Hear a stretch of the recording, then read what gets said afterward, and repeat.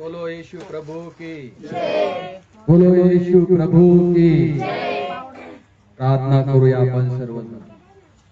Hallelujah. सर्वशक्तिमान प्रभू, अखंड विश्वाच्या निर्माण करणाऱ्या देवबापा, प्रभू येशूच्या पवित्र नावामध्ये आम्ही सर्व लेकरं मिळून पुन्हा एकदा तुला धन्यवाद करतो. लॉर्ड, पुन्हा एकदा प्रभू तुझ्या चरणाजवळ तू आम्हाला घेऊन आलास, तुझे आम्ही सर्वजण आभार मानतो. आणि आज पुन्हा एकदा तू आमच्या हृदयासंग बोलणारा परमेश्वर आहेस, म्हणून आज आमचं हृदय आम्ही तयार करतो.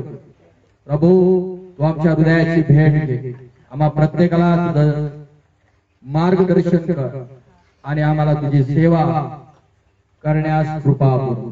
प्रभू येशूच्या नावाने प्रार्थना मागतो. Pray for India, pray for India, pray for India.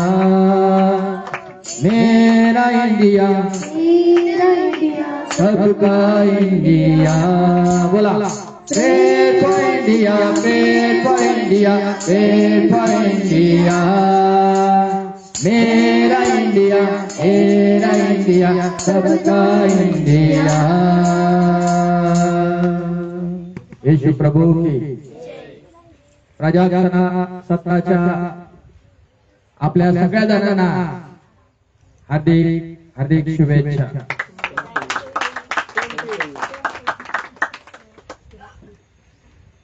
देवाची स्तुती असो.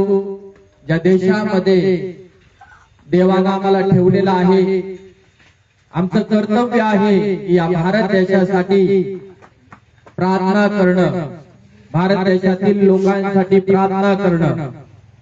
भारत देशामध्ये जेवढे गाव, तालुके, जिल्हे आहेत, या सर्वांसाठी आम्ही रोज प्रभू येशूच्या नावामध्ये प्रार्थना करत आहोत. आणि एकच इच्छा आहे की प्रभू येशूच्या नावामध्ये या भारत देशातील लोकांचं तारण झालं पाहिजे. मंडळी म्हणा आमेन. काय झालं पाहिजे? तारण झालं पाहिजे. आणि प्रत्येक गुडघा टेकला पाहिजे. आणि प्रत्येक जीभ तिला कबूल केलं पाहिजे, येशू हा प्रभू आहे. मनाचे आमेन. आणि म्हणून देवाच्या स्तुती असो, परमेश्वराच्या नावाला आज आपण गौरव देऊया. चला, आपण पुन्हा आता देवाच्या वचनाकडे जाणार आहोत. आणि आपण शिकत आहोत की आज विश्वास लोकांचं आध्यात्मिक युद्ध. उत्पत्तीचं पुस्तक अध्याय क्रमांक 2 आणि वचन क्रमांक 15 आपण काढूया. परमेश्वर देवाने मनुष्यास एदेन बागेत नेऊन तिची मशागत व राखण करण्यास ठेविली. परमेश्वर देवानं मनुष्याला एदेन बागेत, एदेन बाग म्हणजे काय आहे माहिती का? त्या काळाचा स्वर्ग आहे. दुसऱ्या भाषेत नंदनवन. आणि त्या नंदनवनामध्ये देवानं पहिल्या मनुष्याला ठेवलेला आहे. परमेश्वर देवाने मनुष्याला एदेन बागेत तिची मशागत करण्यासाठी व बागेची काळजी घेण्यासाठी ठेवले. देवाने आदाम आणि हव्वा यांच्याकडे राज्य करण्यासाठी एक क्षेत्र सोपवले आहे. तुम्ही आम्ही पाहात. येशू प्रभू की. तुम्हाला मला पवित्र शास्त्रामध्ये बघायला मिळतं, ज्या मनुष्याला देवानं आपल्या हाताने बनवलं, मातीचा पुतळा, आणि त्याला आकार देऊन त्याच्यामध्ये श्वास फुंकला, म्हणजे देवाचा काही आत्मा शाऊ त्याच्यामध्ये टाकला. आणि बायबल सांगते मनुष्य जिवंत प्राणी झाला. आणि आज देखील आपल्यामध्ये देवाचा आत्मा आहे. मनसे आमेन. आणि परमेश्वर देवानं मनुष्याला बनवण्याच्या अगोदर बायबल मध्ये लिहिलंय की एक एदेन बाग बनवली होती. आणि त्या एदेन बागेमध्ये प्रत्येक प्रकारचे झाडं लावलेले होते. आजच्या भाषेमध्ये त्याला स्वर्ग म्हटलं तरी चालेल. आणि देवाने त्या ठिकाणी ज्या मनुष्याला ठेवलेला आहे, त्या मनुष्याला म्हणजे आदामाला त्याने सांगितलेलं आहे की तू ह्या नंदनवनामध्ये किंवा एदेन बागेमध्ये तू काम करायचं आहे, कष्ट करायचे आहेत, मेहनत करायचं आहे. आणि मग परमेश्वराच्या वचनामध्ये तुम्ही आणि मी पाहतो देवाच्या शब्दाचं पालन आदाम त्या ठिकाणी करू लागला. येशू प्रभू की. आणि त्या बागेमध्ये तो प्रत्येक झाडाला पाणी घालत असे, मशागत करत असे, त्या ठिकाणी काम करत असे आणि त्या ठिकाणी तेच फळं तोडून तो त्या ठिकाणी पहिल्यांदा खात असे. म्हणा सगळेजण आमेन. एकेकाळचं आदामाचं एक आशीर्वादित जीवन तुम्ही आम्ही पाहतो की देवानं आदामाला म्हणजे पहिल्या मनुष्याला किती आशीर्वाद दिला होता. अन्न खाण्याच्या ऐवजी पहिले सगळे फळं खायचा आदाम. आणि आज देखील मनुष्य तुम्ही आम्ही पाहतो ज्यावेळेस आजारी पडतो तर त्याला सगळ्यात डॉक्टर महत्वाची गोष्ट सांगतात की तुम्ही फळं खा. हालेलुया. आणि बघा आदामाची जीवन कथा तुम्ही आणि पवित्र शास्त्रामध्ये पाहतो. आणि त्या बागेची काळजी घेण्यास देवाने त्यांना ठेवलेलं आहे. म्हणजे देव म्हटला की ह्या बागेमध्ये तुम्ही जोडप्याने पती पत्नीने या ठिकाणी या सगळ्या बागाची देखभाल करायची आहे, काळजी घ्यायची आहे. हे क्षेत्र किंवा ही बाग किंवा हे वावर सगळं काही तुमच्या हातामध्ये मी सोपवून देत आहे. बघा देवानं किती विश्वास आदामावर ठेवला होता. एवढी प्रॉपर्टी 7-12 दुसऱ्या भाषेमध्ये त्याने आदाम आणि हव्याच्या नावावरती करून दिला होता. दुसऱ्या भाषेमध्ये तुम्ही आणि जरी पाहिलं तर या ठिकाणी आदाम आणि हव्वा परमेश्वराच्या प्रॉपर्टीचे वारसदार झालेले आहेत. आज मी देवाचं रेमा वचन टाकलेलं आहे, कदाचित तुम्ही वाचलं असेल. वारसदार या शब्दाबद्दल देवाने मला आज प्रकाशन दिलं. आणि आज देखील तुम्ही आणि या वचनामध्ये पाहतो की जसं आदाम आणि हव्वेला देवानं त्या बागेमध्ये ठेवलं, त्या बागेमध्ये देवाने त्यांच्यावरती काम सोपवून त्यांच्यावरती जबाबदाऱ्या टाकल्या. म्हणा सगळेजण आमेन. काय टाकलं? जबाबदाऱ्या टाकल्या किंवा सोपवल्या. आत्मिक जीवनामध्ये हे गणित फार महत्वाचं आहे की आज ख्रिस्ती विश्वासणाऱ्यांच्या जीवनामध्ये प्रत्येकाने जबाबदाऱ्या देवाच्या उचलल्या पाहिजे.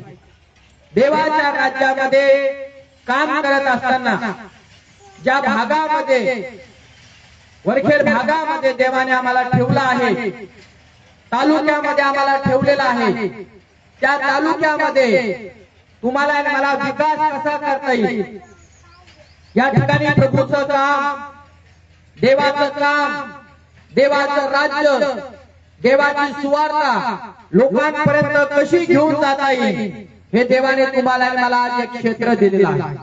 त्या काळात त्यांनी आदामाला दिलं, हव्वेला दिलं, एका जोडप्याला दिलं. आणि आज प्रत्येक विश्वास ठेवणाऱ्या प्रत्येक व्यक्तीला देव एक गावाची, जिल्ह्याची आणि तालुक्याची जबाबदारी त्याच्या जीवनावर टाकत आहे. येशू मसीह की. आणि त्या जबाबदाऱ्या देवाने आदामाच्या आणि हव्वेच्या जीवनावरती टाकल्या. त्या बागेमध्ये आदाम आणि हव्वा त्या क्षेत्रामध्ये किंवा त्या बागेमध्ये काम करू लागले.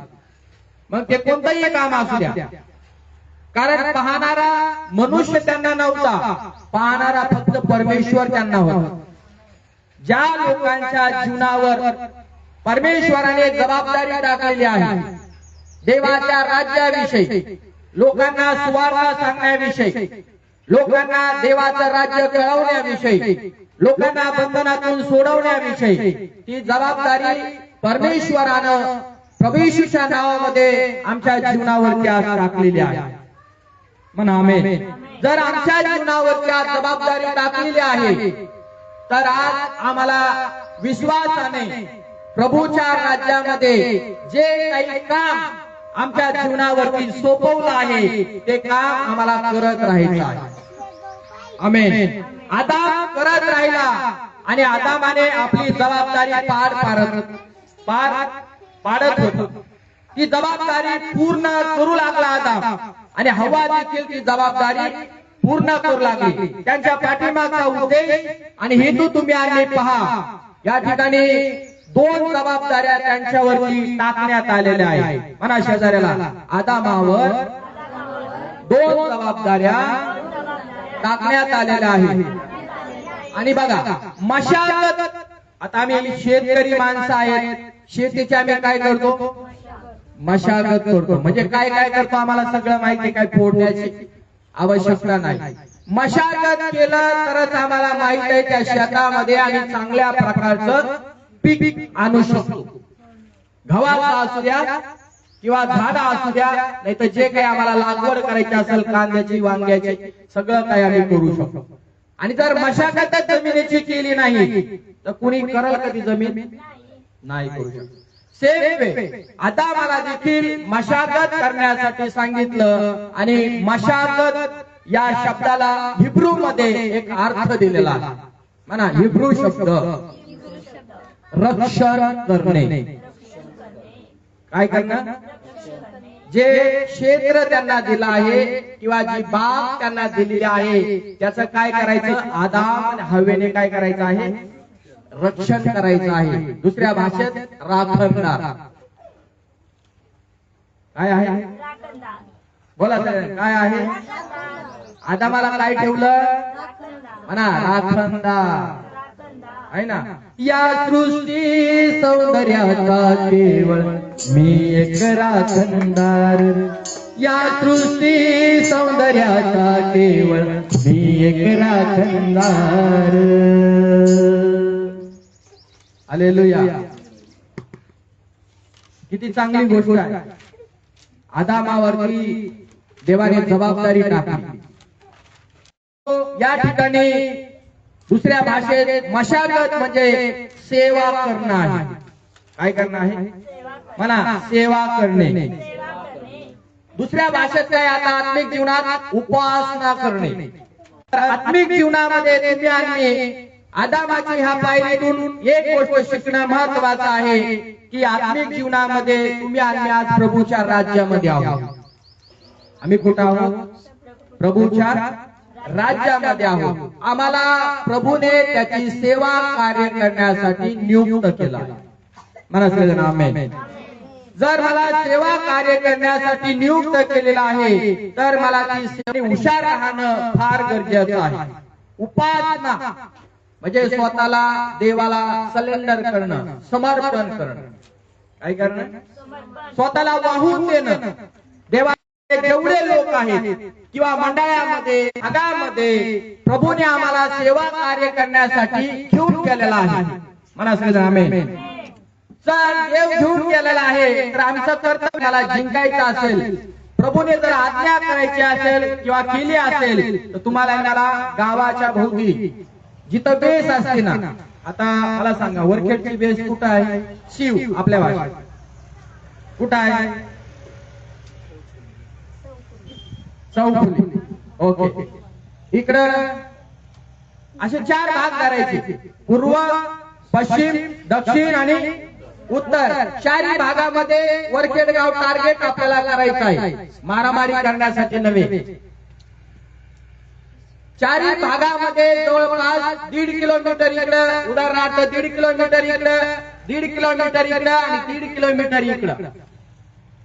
परमेश्वर जर तुम्हाला आणि मला सांगत आहे की ह्या गावात जा आणि ह्या गावात देवाचं काम नाहीये, देवाचं राज्य नाही, देवाची सुवार्ता नाही, देवाचे लोक नाही, देवाचं मंदिर नाही, तर देवाच्या सेवकाला देव त्या गावामध्ये पाठवतो आणि डायरेक्ट गावात येऊन तो कधी सुसमाचार सांगत नसतो.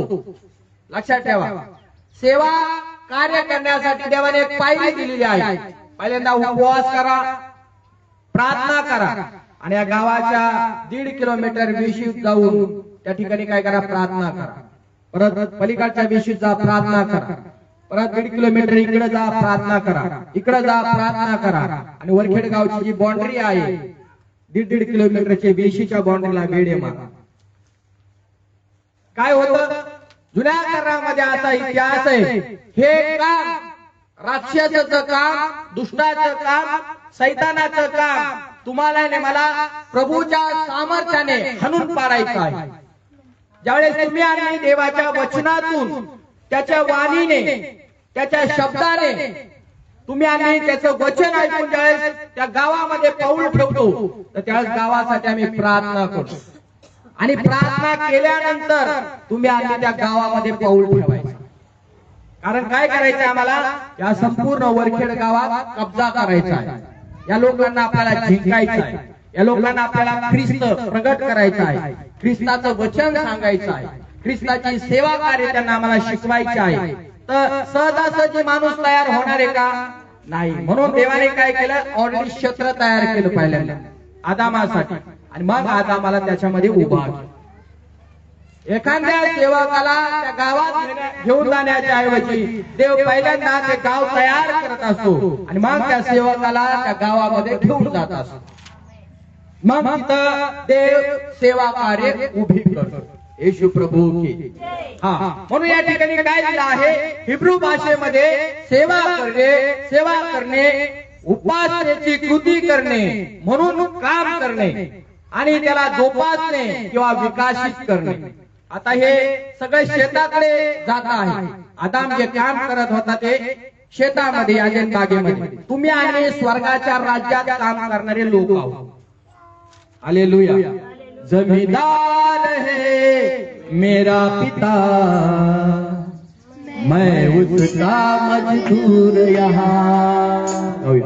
जमींदार है मेरा पिता, मैं उसका मजदूर यहाँ. मेहनत करता हूँ, खुशी के गीत गाता हूँ. मेहनत करता हूँ, खुशी के गीत गाता हूँ.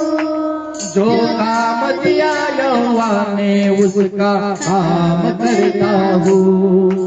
जो काम दिया यहोवा ने उसका काम करता हूँ. आणि स्वर्गाच्या राज्यात देवाने तुम्हाला आज काम करी म्हणून निवडला आहे. आता पहिलं तुम्ही देवावर प्रेम करताना, यस, तर देवाने दुसरं काम दिलं आहे तुम्हाला आणि मला, लोकांची सेवा करायची. काय करायचं आहे?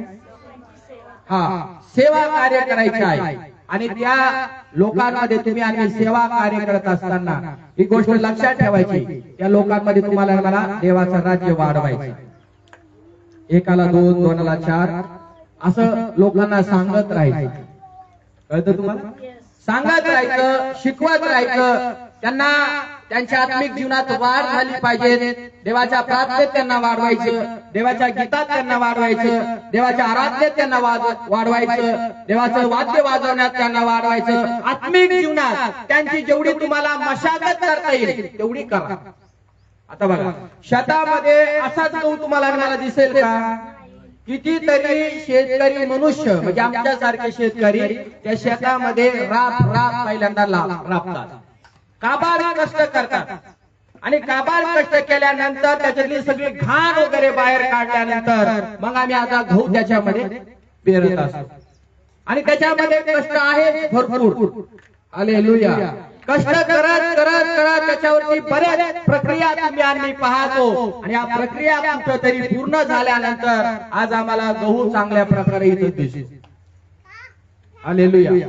आत्मिक जीवनात पण हे सूत्र देवाच्या वचनामध्ये तुम्हाला दिलेलं आहे की तुम्ही आणि जाल आणि लगेच तिथं 50 लोक उभे राहतील असं नाहीये. शेवाई 2 लोकात, 4 लोकात, 5 लोकात होतो. तुम्ही त्या लोकांसाठी काय प्रार्थना करता, काय वचन देता, काय गाणे शिकवता, किती दिवस तिथं प्रार्थनेला जाता. देव तुम्हाला मला पाठवल्यानंतर तुमची मेहनत पाहतो. काही काही लोकांना आयत्या पिठावरती रेगा मारायची सवय झाली. हालेलुया. आयत्या पिठावरती आणि दुसऱ्या भाषेत आयत्या बेळात. हालेलुया.